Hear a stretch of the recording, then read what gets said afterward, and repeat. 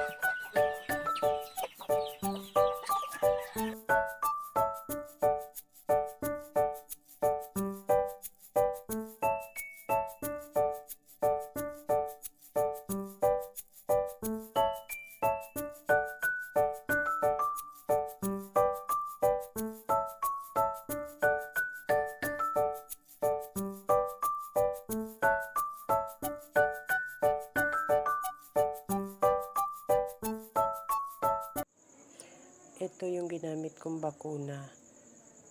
Halos kalahati na lang yung kulay blue. Ngayon, pinuno ko ng Zonrox para mamatay lahat ng virus. Kaya kulay puti na siya.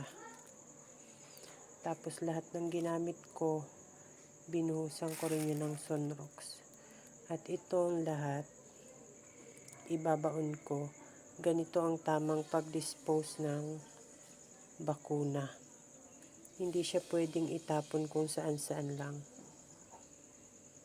Alas 8 na ako natapos pagmakuna, kaya sobrang pagod ng person. Deserve ko itong ulam na to. Kain tayo guys.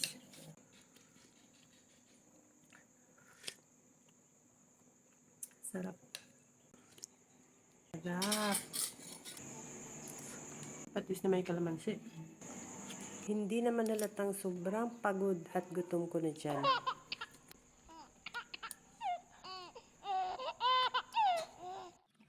Dahil bagong bakuna ang mga sisiw, Doximol ang ipapainom ko sa kanila ngayon. May paracetamol para hindi sila manghina.